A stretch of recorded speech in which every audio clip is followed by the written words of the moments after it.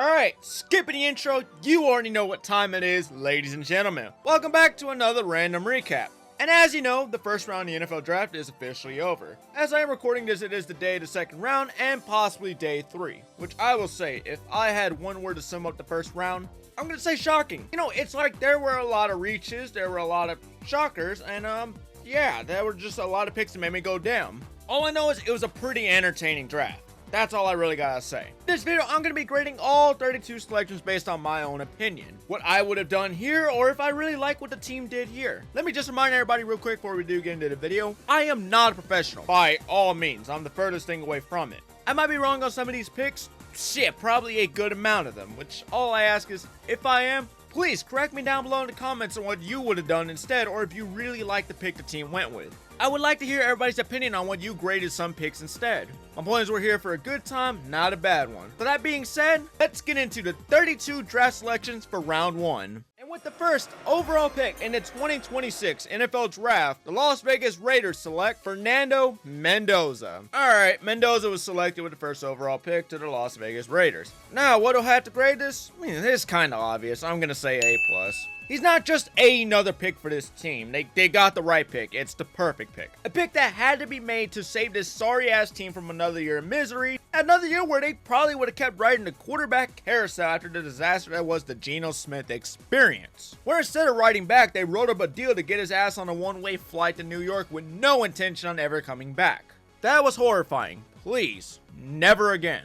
So with Mendoza, they could finally say they have a stable answer at the quarterback position for the first time since Derek Carr, who could possibly be one of, if not the final piece to finally make them somewhat contenders. Maybe not Super Bowl worthy right away or AFC Championship out the get-go, but definitely I can at least see 7-8 wins here, which for them, trust me, it's an improvement. I'm sure they would take that in a heartbeat over another stinker of a year. So with this, you have a young Mendoza learning under a much older Mendoza, unironically. You have the running back of the future. You have one of the best tight ends in the league. You did some crazy shit in free agency. And you surely got the coaching upgrade, a team looking to turn it all around to one. The team screams stupid potential, and I can't wait to see how it goes from here. So either this is the start to something beautiful, or half the guys are gone in 3 to 4 years that are finding out it's Vegas and it's never gonna work here. So I gotta take my talent elsewhere. Anyways, great pick, largely predictable, but that doesn't take away from Mendoza and the power of friendship he brings to Vegas. Just please don't kill the life of sunshine and rainbows for Fernando. This guy is too nice for a place like this. Take it easy on him. Nothing but the best of luck. Raiders get an A+. Next up, we had David Bailey getting taken by the New York Jets. First things first, guns up. It's a cool achievement for my Red Raiders to definitely see one of our very own go in the top 5. I think that's actually a first for us in the history books. Really cool to see. And secondly, I'm not as shocked as you think I'd be. Yes, I would have liked Reese here at number 2. I'm sure most were thinking it. I mean, just about every mock draft I saw had him destined here with like maybe the 1 or 2 outliers that said Bailey. Both guys, outstanding selections. Can't go wrong with either. It's just preference at the end of the day. Overall, you're the Jets. You were ranked dead last when it came to sacks throughout the conference with only 26 total. So yeah, you kind of want this pick to be the one that addresses this issue. You don't want to take risk. You don't want to take risk. You want the guaranteed answer. So it just comes down to whether you want the mystery box of a player in Arvell Reese who's an off-ball linebacker with edge rushing potential. Keyword potential, because the upside is there. It is huge, and he is definitely better long term because that said ceiling makes him arguably the most talented defender here at only the age of 20. Can't argue a value like that. It's why he was projected this high. But again, the position they're drafting for is pass rushing, and when you look at the numbers, the best pure pass rusher in this draft is David Bailey. You draft him, you don't wonder what he's going to look like because you already know based on what he's shown you from Stanford to Tech. With a massive 14 sack season just last year. Yes, Reese will probably end up being better and much more known of a superstar. Not saying Bailey's bad, it's just the obvious. Simply a case of high potential versus proven asset. Reese was the pick most teams desired, but if you don't want to sit around and wait to see what he becomes and want a big time factor now, who's already proven and will give your pass rush an immediate boost with his explosiveness and size, you go with Bailey, who's just as great as a player himself. Again, can't go wrong with either. Hell, I'm glad honestly they didn't throw another name in the mix, since it is the Jets after all. Knowing the way they think, I'm surprised they didn't take Ty Simpson at 2. I think Dave Bailey will quickly be the identity and face for this defense that they desperately need after trading everyone else away. Jets get an A-. Okay, this one did it. Officially my first what the fuck of this NFL draft. You know, seeing this pick, but it just hit me like, alright, shit's about to get weird. Oh, you bet it does. But anyways, number 3, Cardinals go Love, who's arguably, yes, the best defensive piece in this year's class. That said, what the fuck? Look, I'm separating the pick from the player and more getting on the destination. Love, tremendous talent, but did we not learn nothing with Ashton Jeanty? Did we? Tell me, Arizona, did we not? Like a job of morons not see the shit he had to face and how it impacted his rookie year. You see the shape this sorry-ass O-line is in and say, oh yeah, we're in a position for a running back. He's what you consider a luxury pick. Not saying no team in the top 5 couldn't select him, of course. I think any one of these teams either Vegas and New York could have went Love, and I wouldn't be disappointed. I preferably thought the Titans were going to be the ones to do it. But for Arizona specifically, who needs help on just about every end, you ignore those ends. Let me remind you, Arvell Reese is still here at the board, by the way, and you get a position that isn't really much of a dire need, let alone at the top 3 position, where he'll be getting paid higher than some running backs like Saquon Barkley at the moment. He hasn't even taken a single snap yet. So add that to the fact they just paid Tyler Algier, still have James Conner and Trey Benson. You're now paying this entire rushing room over $60 million. So back to the luxury thing real quick. He is meant for teams who somewhat kind of have it all put together. Giants, Commanders, Titans. You know what these teams have in common? They don't have holes around it like a fucking cheese block. They at least have a quarterback. They at least have an identity. They at least have this, have that. Cardinals need defense. They need O-line. It's why bad teams stay bad. I'm sure this is going to age like fine ass wine, and I'm probably going to get told, oh, you're a fucking idiot, whenever I'm officially wrong. But for the chance it's not, Arizona's not a great destination. Sorry to any Cardinals fans, I don't mean it in an offensive way. Your team's just not in the position. You don't have what he needs to shine. It's why Jeanty looked how he did. There's no O-line, and there's sure as hell no quarterback to worry about. You can put any dumbass back there. I'm already going to know what you're going to do. Handoff, Jeremiah Love. Handoff, Jeremiah Love. This is just one of those I really got to see playing out. But for the number 3 pick, they could have went a million other ways with this one.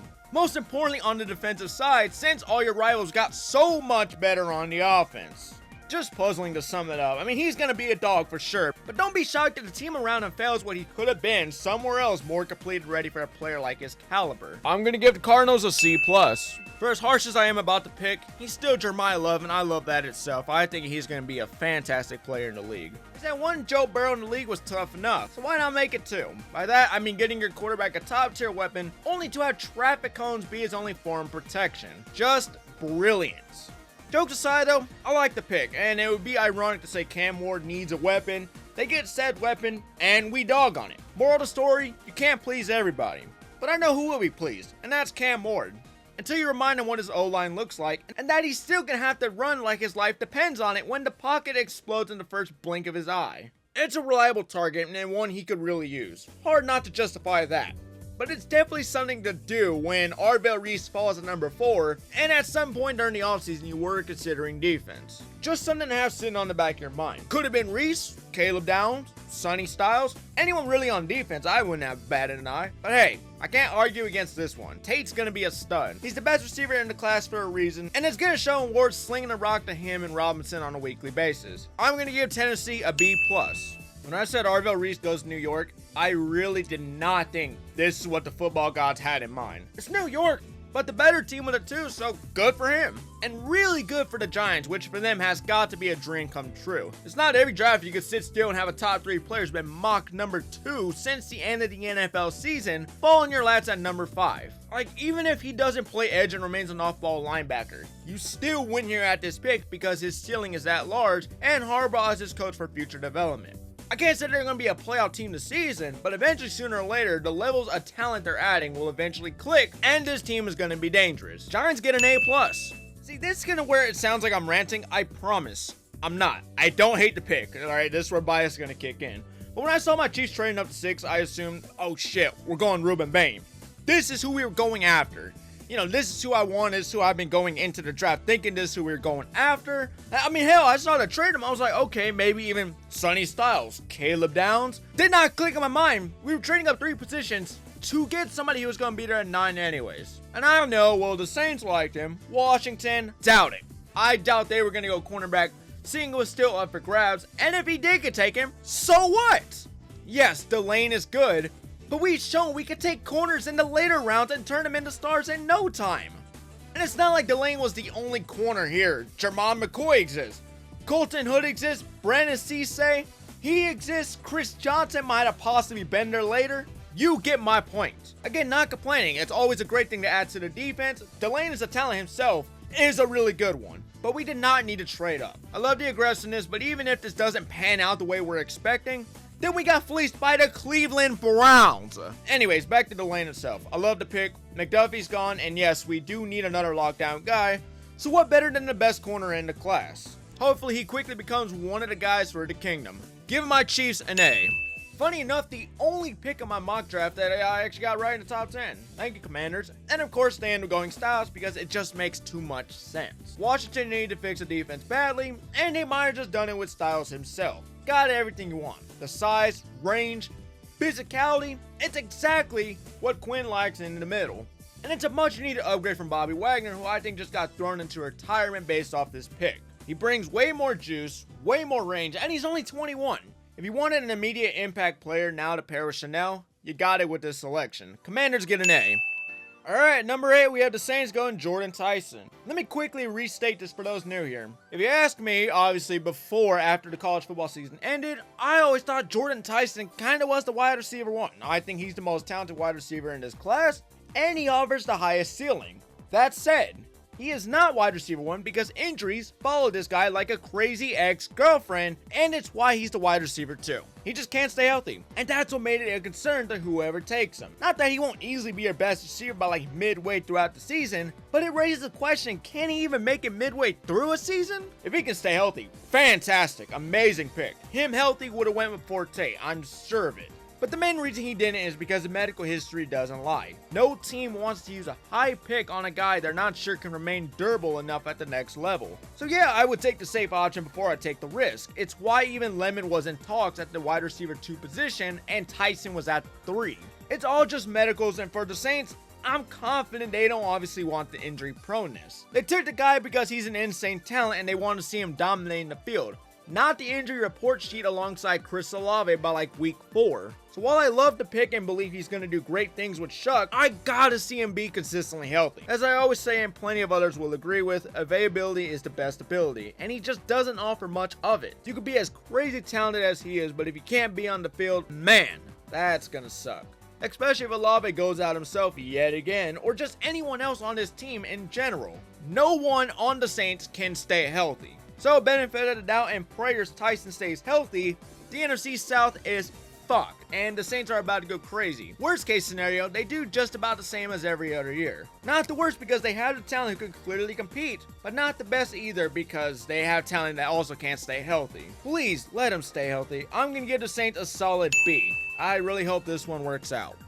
At number 9, the Browns went Spencer Fano. In which to that, I just have to say, I kind of had a feeling it was going to be tackle, receiver, or it's going to be receiver tackle. I think they were going to do either or. I don't think they were going to go anyone else but those 2 positions. I just didn't know what order they were going to do it. But of course, if they were going to go tackle, I mean, it's probably why they traded back. They knew Fano was going to be here later on, and that some poor bastard was eventually going to trade up.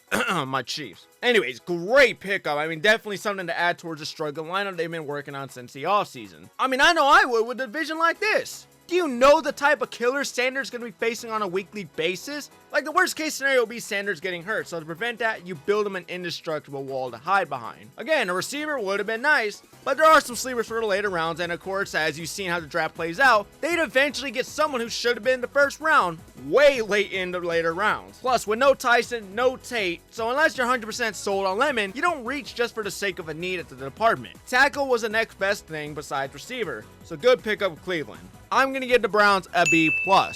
Coming in at number 10, the New York Giants went Francis Mauigoa. I mean, I can't be upset. A tackle's a tackle and protection is important, just ask my parents. But come on! Caleb Downs was right there! God, I mean, they had me screaming on my TV, please, go Downs. Like, could you imagine? The best safety in the class and the best overall defensive talent, the safest option, the guy who's just going to be elite anywhere he went. But unfortunately, my voice doesn't mean a damn thing to the front office, and they obviously, of course, know better than I do, at least I hope so. For Dart, you get him a guy who's as reliable as it gets. He was a pure stonewall of a man for the Miami offense, and I'm sure he's going to carry it to the Big Apple, whether he actually is at the tackle position or move the guard like most people are predicting.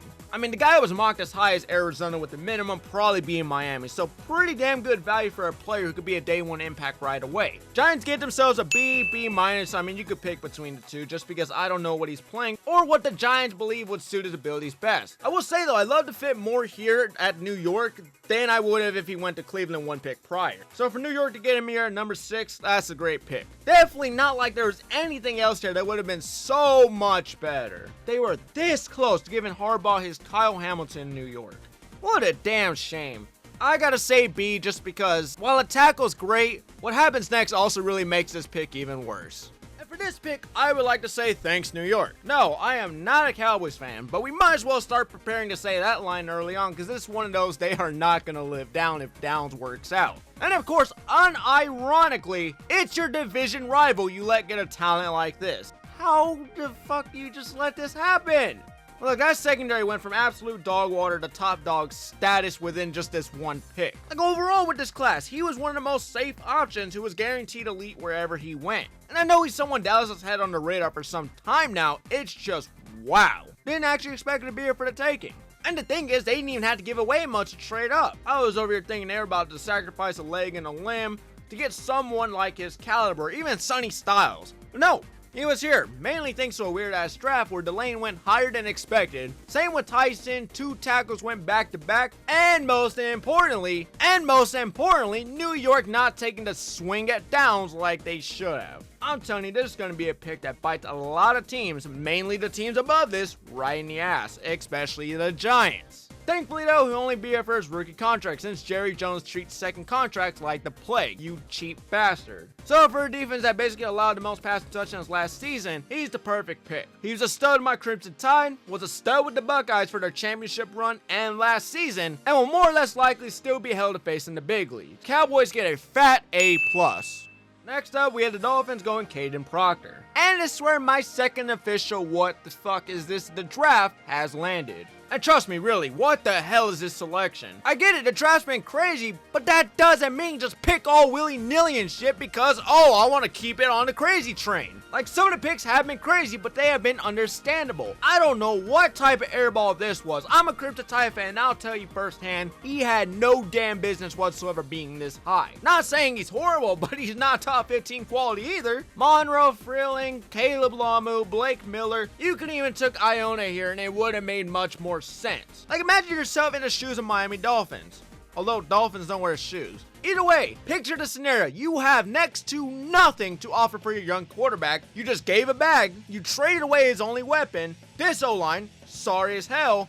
And the defense needs help like no other. You know what you do? You know what that is for a team like this who basically needs all these picks to work out? You take the boomer bust tackle who dropped out of the first round in what felt like every other mock draft. Maybe he'll go in the first, tomorrow he won't. Maybe we'll look back at this like, wow, they knew something we didn't, and that he's a phenomenal prospect, or we'll look back at this like, wow, what a dumbass pick. It's like handing them a loaded gun with the target 2 inches away in front of them, perfectly aimed, yet they still somehow shoot themselves in the foot. Only reason he's considered this high is because he has insane potential. But outside of that, he's a messy pick who I could both see failing and succeeding. Just really depends on how quickly he adjusts to the league. I mean, he had his moments with my Tide, but apart from those, he was more inconsistent than you'd like, especially for the 12th overall pick. The last thing this team needs is another project they can develop. They need a sure bet, and I don't think they'll get what they're looking for with this selection. Again, I might be horribly wrong, only time will tell, but for now, I'm going to give Miami a plain C. I'm just not a fan of the pick because overall, I'm not too sold on Proctor himself. I always imagine if Proctor was to go in the first, it's because every other tackle went before him, not the other way around. So taking that into a factor in their situation, it's just not a great pairing. They need success, and I don't think he's going to bring it. They could have done so much better at this pick. Not angry, just disappointed. Solid C. I'm still at a loss of words for this selection. On one hand, very proud of Ty Simpson, and I hope my boy kills it behind Stafford. But on the other, what the actual hell did they just do at 13? Still very, and I mean very, very early on in the draft where there's plenty of options still up for grabs. Most notably, hey, maybe, I don't know, Makai Lemon? You're the damn LA Rams. You are probably one of, if not the most favored team to contend for the Super Bowl next season. Hell, you were one fuck up away from this year's Super Bowl itself. You are in win now mode, not transition our quarterback who just won MVP to a new guy in hopes, hey, maybe he's the one who gets us the ring. You are not at that point. You used this pick because you are in win now mode, not building for the future. This isn't some Stafford has shown he's aging, he's digressing. The man just won MVP and threw for 4,700 passing yards. The fuck do you mean it's time we start looking other ways? Like, Jesus, if you want to Simpson so bad, why not trade back? I mean, it's not like anybody else here in the first was gonna go him anyways. No offense, Ty, I'm really happy for you. But what the hell? I mean, you could have gotten a haul and still made the exact pick 20 picks later. He was gonna be at the start of the second round anyways. I mean, what made you think, you know, he might not be there better, and I think he's worth the first round pick. Let's go quarterback. Instead of adding a luxury piece who takes us from Super Bowl favorite to no shit, we're winning it all. I mean, again, if you're in win now mode, you add what makes your Super Bowl chances higher. This does absolutely nothing because it has no effect whatsoever at the moment. We know he's not gonna play, so again, why not trade out? I mean, I get the angle they're going for, like Jordan Love to Aaron Rodgers. Yes, you want the backup to learn under your Hall of Famer to eventually take the ropes, but for the slim chance, hey, maybe he's not like that, this pick looks stupid. Overall, I mean, I love the pick. I even said in my video I wanted Ty Simpson to go to the Rams. I just didn't expect him to do it here at 13, if that makes any sense. It's a wild pick for that reason. I mean, he wasn't largely proven, he has limited experience, and provides nothing elite that says being taken at 13 was worth it. McVay's reaction tells me all I need to know. I just hope he pans out. I mean, it's a really shitty way to do it, though. And, you know, you capitalize on the moment, and you could have gave this number to some team willing to throw you everything they have if you knew 100% you were going a quarterback nobody was thinking of. I thought it was going to be Lemon, in all honesty, and I think a lot of people were on that same boat. But hey, thanks for at least giving us probably the biggest shocker of the night so far. Rams get a D+. This grade will definitely change as the years go by, but given how high it was and the fact Simpson's not even that elite of a prospect with the 27th class showing much more promise, it was a questionably poor decision. I gotta see it play out to finalize my thoughts. Nonetheless, good luck Ty, roll Tide, and Rams get a D+. After Sonny Styles, this is like the only other pick I actually got right, shockingly enough. Seeing the way this draft was going, I was expecting Makai Lemon here at 14, Ruben Bain, even Kenyon Sadiq, but thankfully, they went what was expected, and that was adding a much needed force towards the interior for Lamar in the run game. That took a large hit after losing Linderbaum in the offseason. Simply a case of just taking the best player available at the position in need. Can't say it gets any better than that. Although it would have been pretty interesting to see Bain in a Ravens jersey. One has to wonder how that would have looked. For me, it's a pretty easy one. The Ravens get an A. If this wasn't steal tonight, then I sure as hell don't know what was. Not only did the Buccaneers need an edge rusher who could bring top tier disruption badly, but they were able to land a top 10 talent who's best known for being destructive in the backfield by just staying still and being patient. Idakim Mesidor mocked him in this spot. That's just who I assume will be left at the edge rusher position. Not in a million mocks did I expect Bain to be around 15. But hey, here we are, and I'm sure the front office is levels of happy that a terrorizer like this fell to their laps. And thank God that train stopped here, because Detroit wasn't too far behind us. Like, could you imagine what they would do with someone like that, lining up on the opposite side of Hutchinson? Or even Philadelphia if he fell that far enough. By skipping the top 10 itself, he was guaranteed a better chance of landing on a contending team, which he did here at 15. Now, why did he fall? I'm still not too sure. If I had to take a guess, it's still probably about the measurements, which, while understandable, I just don't see how someone could sit there, watch the footage, watch the tape, and just tell me this guy's not going to be a fucking menace somewhere in the league. I don't get it. He's going to be a killer. Tampa Bay, great move, trusting the process. Easy A+. So while I'm confused by this because I didn't think they would view themselves in that much of a luxury spot to take a luxury pick like this, I actually like it. I mean, yeah, he's a tight end, but he plays like a big-ass receiver already. Like, I'm sure you can find other ways to use him while still having Mason Taylor out there as well.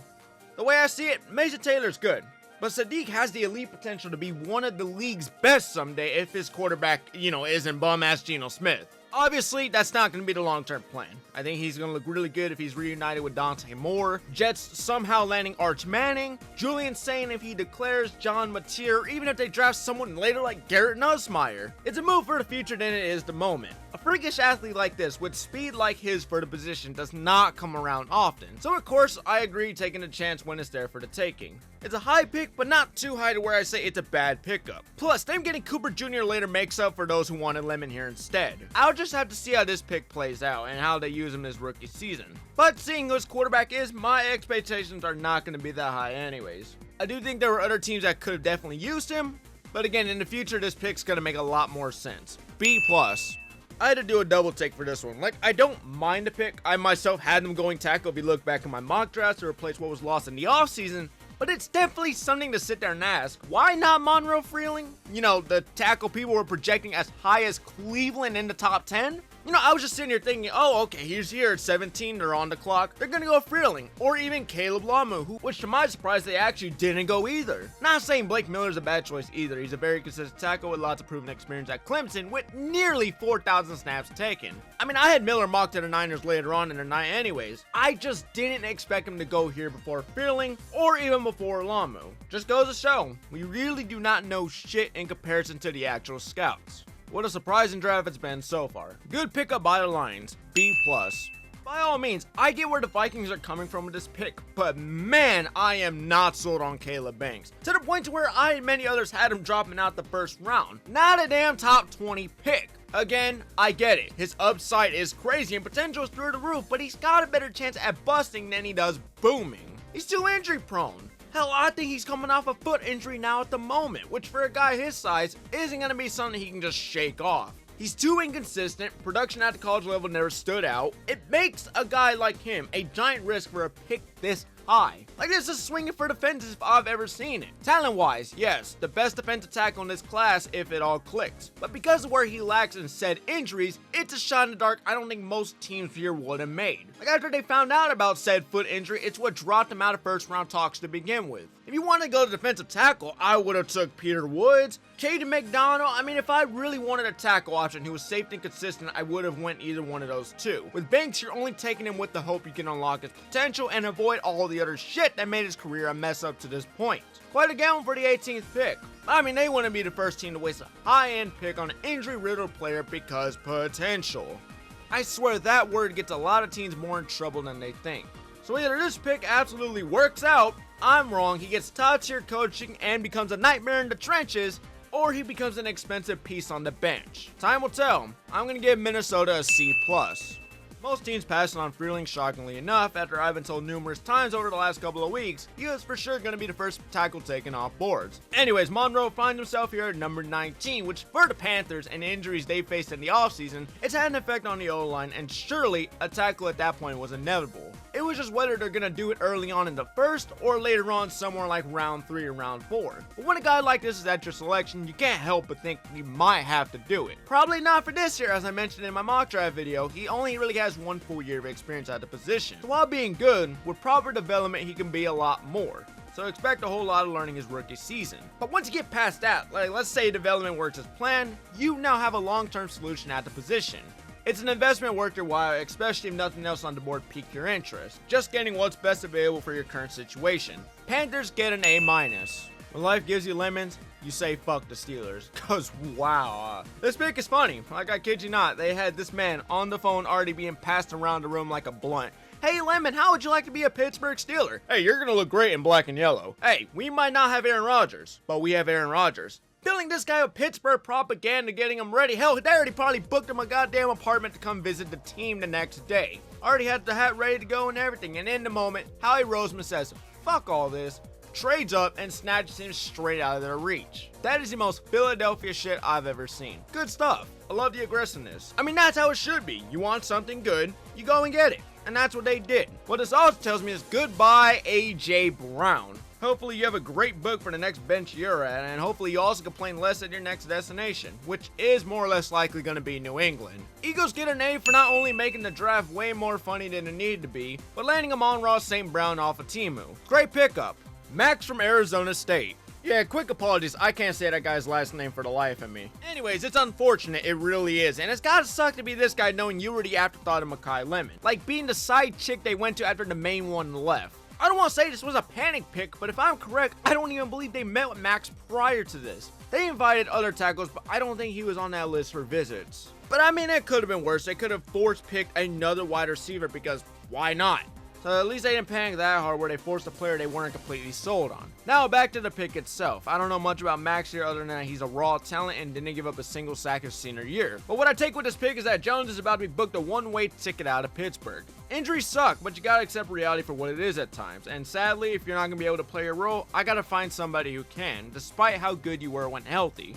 If he could bounce back, great, but with how severe the injury itself was, if he can't, this is probably more or less likely his replacement. Or at least if it isn't someone else on this depth chart already that they'll move over to the left like Troy and plug Max somewhere else. Either way, I think they'll find a way to make this one work. I just find it really strange. This is like the third year in a row or some shit where they target O-line in the first round. Not sure how this one pans out. Again, to my eyes, it felt like they panicked once Lemon was off the boards, or at least once he was in Philadelphia's phone call, and just went with whatever they saw as an investment for the future, which Max definitely is. Steelers get a C+. Well, this definitely wasn't on my bingo card for the Chargers, but neither was Bain Jr. falling to Tampa Bay, so because of the butterfly effect of another selection, it allows the Chargers to land Mesidor, the first NFL rookie with a retirement plan ready for him by the time he's done with his first contract. If you don't get a joke, I'm calling the guy old. Jokes aside, he is good. But 25 for a rookie kinda raises some questions, but at the same time, it also means he doesn't need much development unlike others like Keldrick Polk, for example. With Mesidor, you know exactly what you're getting. The guy is polished and ready to provide an impact straight away. Long term, I can't tell you how to feel about him, but for the moment, he's gonna be exactly what the pass rush needs, especially whenever Mac calls it wraps. I think he's got enough fuel in the tank to at least give you 3 years of good production before you have to make your next big decision. Whether you choose to pay him by the end of his rookie deal, or you choose to go a different road. So value checks out here at 22. Chargers get a B+. I'm not used to seeing the Cowboys do well, but man, I gotta give credit where it's due. It's been one hell of a draft for them. Just band for band really at this point with their selections. And with this selection, it's got some people feeling mixed. Some think it was a large reach, others will say front office did their homework with Lawrence, who I will admit has been a sleeper. I do know who the guy is. Over the last couple of weeks or two, he's definitely been a high talks for being a first round selection. Plenty of people have been paying attention to his name, and it seems the analysts have finally caught on. So after spending most of the draft season as a solid second round pick, he would jump all the way to the first round here at 23. My honest thoughts? It's a bit of both. I assumed that the Mesidor was off the boards. It was either Falk or Parker next in line, but Lawrence's potential shined brighter than those two for the Cowboys to go and get him here at this pick. Which I'd be lying to tell you his potential is not worth a high pick like this. Just imagine it. 6'4", 253, quick as shit, and explosive as fuck, with the ideal frame that says future superstar. If you're looking for the Parsons replacement, he's not all that bad of an attempt. It ain't gonna happen year one, but with proper development, he's gonna be a problem for all offenses. So if your goal in mind was to invest towards a pass rush with a project who could be an impact early on as a rotational piece with plenty of room left for growth, potentially being their guy, once he refines his game and becomes more consistent at the point of attack, that's pretty much Malachi Lawrence summed up. A prospect with a stupidly high ceiling, but a floor that scares me a bit as far as failing, and showing this pick might have been a large reach. If this doesn't go according to plan, Cowboys get a B-. I can't believe I actually called a pick. I've had this one mocked. I don't remember in which scenario. I think this was before a free agency where they would go tackle at 6. They would come back later in the night to grab Shedeur, a reliable weapon he can grow side. Well, either Shedeur or Deshaun Watson. I don't fucking know with this team. They might mess around and go get Taylon Green just because why not, and start that guy like week 5. They're a strange team, so whoever their quarterback is, at least they have a receiver who's a massive yards after catch type of guy. And not like no 10, 15 yards.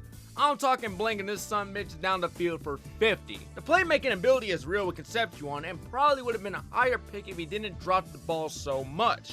But outside of that concern, he's the real deal for an offense like this that offers next to nothing at the position. Comparing him to Cleveland's current best, which feels insulting to say, Jerry Jeudy is like comparing bottled water to water from a porta potty. It's clear upon arrival he's going to be the best thing next to Harold Fannin Jr. Not to mention at the time of this recording, they also landed Denzel Barton. So boom, there's a core right there. They got the tackle and got Sanders' weapons that put his previous weapons to shame. Very solid pickup, and it perfectly matches the projection for KC, who peaks somewhere around his number. Browns get a B+. I just hope they actually use them properly and not Cleveland Browns the hell out of this pick. B+. What an absolute steal this one's going to end up being. As soon as I saw this pick made, I was like, holy shit, what did we just do? We let the second best safety in the class fall to Chicago. Which, keeping it a buck, the furthest I thought he would fall would end up being Minnesota. I did not imagine it happening here to Chicago, but since it happened, all I know is him and Kobe Bryant are about to go crazy on his secondary. What an upgrade for the Bears. They get an easy A+. You can argue whatever you want. I mean, it was one of their larger needs, and there's really not a better way this could have been answered. I'm gonna say A+. Get the move, and I like the pick after watching some of the highlights, because at first, I'll admit, I didn't know what to think. I don't really know who the guy is. All I know is he played for Georgia Tech, which that offense ran through hell. Like, they played like there was no tomorrow. Every single person on that team essentially ate nails for breakfast. They are built different over there. So any guy who survives that and can hold an offense like that up is a straight dog in my books. But outside of it, I don't really have the strongest knowledge on this one. Like, I won't be one of those sports commentators who lie and say they know just about everyone. Because when it comes to linemen, I really don't.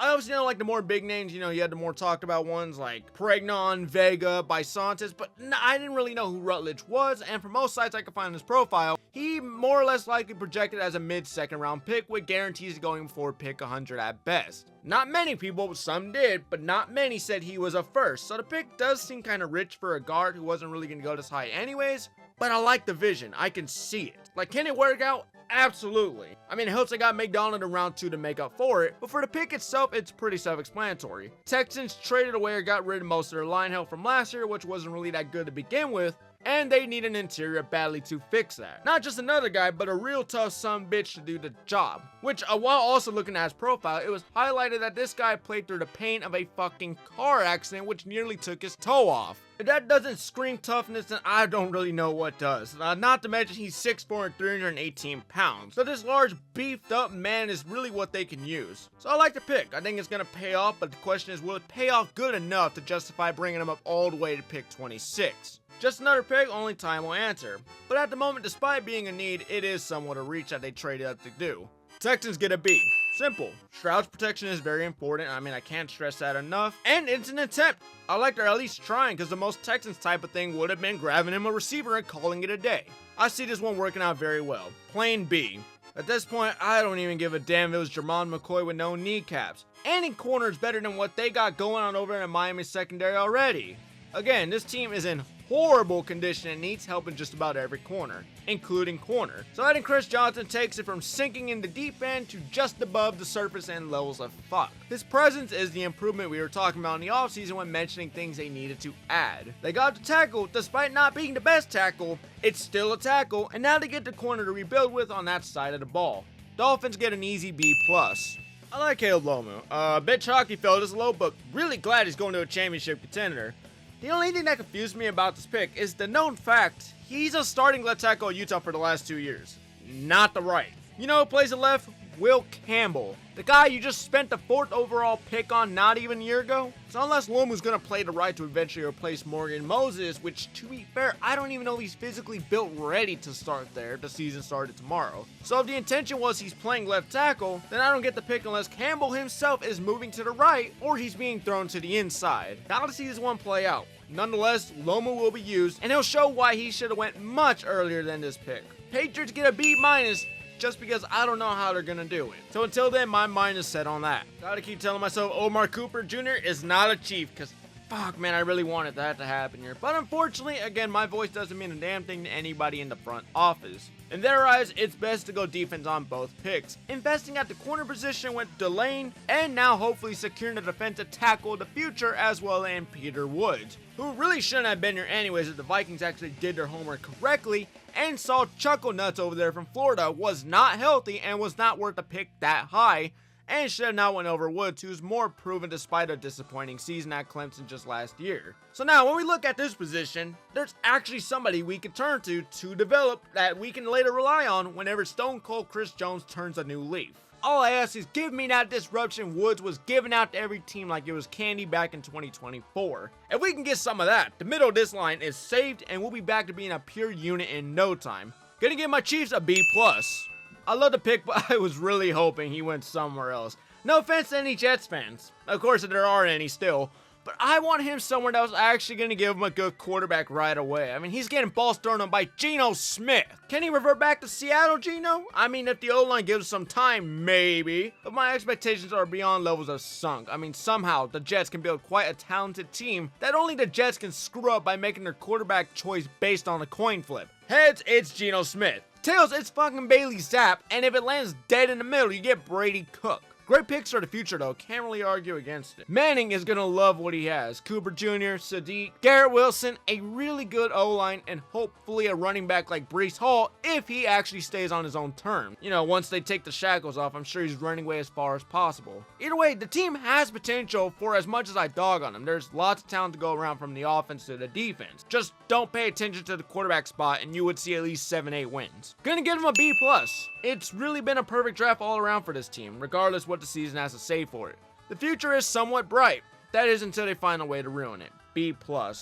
If this was the reason they wouldn't receive it earlier, it kind of checks out. I mean, they get the weapon of the future for Cam Ward, and they still manage to get someone to set the edge. I would have probably preferred it the other way around, as I'm not too high on Falk. I like the upside, and I think it's something to take the gamble with, but I'm just not a fan because of how boomer bust he comes off, as I said in my mock draft video. College production wasn't there, he wasn't consistent, still needs to develop on his pass rush, and is only being considered high because his run stopping abilities, because his run defense and athleticism. I mean, it's still good value, but if I wanted an edge rusher who was going to be a guaranteed impact right away, especially on the pass rush, I would have done it early when there were better prospects still on the board. But for being here at the 31st spot, not plenty of others you can argue would have made a better case. It's really the potential that sells it. His run defense skills are already top tier, but if he can put his size and speed to work against the quarterback at a consistent level, you got yourself a future cornerstone piece, all at a cheap price of a trade. I mean, taking into account the situation, it's worth the risk if you ask me, especially if you're the Titans. I mean, what do you really got to lose? You have the coach and the core around him that says we can develop this talent. Titans get a B.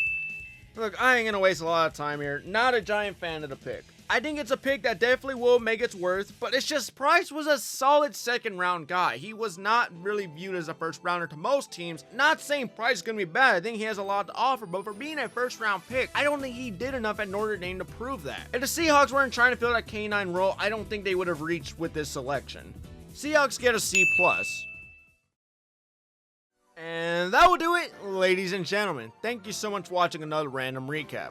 I really hope you did enjoy the video. I tried my hardest to give them all graded individual picks. I tried my best to, make sure my opinion wasn't too biased. I remained neutral and that, I did everything accordingly. Again, if you didn't agree with some of the grades, please let me know down below in the comments what you would have graded this pick, and let me know what you just think overall about the 2026 NFL Draft. It was a pretty interesting one. Definitely one I'm not going to forget. Some dumb picks, some good picks, but the later rounds would eventually make up for it. Am I going to grade those? Absolutely not. This is way too long of a draft. But anyways, I hope you did enjoy. Thank you so much for watching, and I will see you all in the next Random Recap.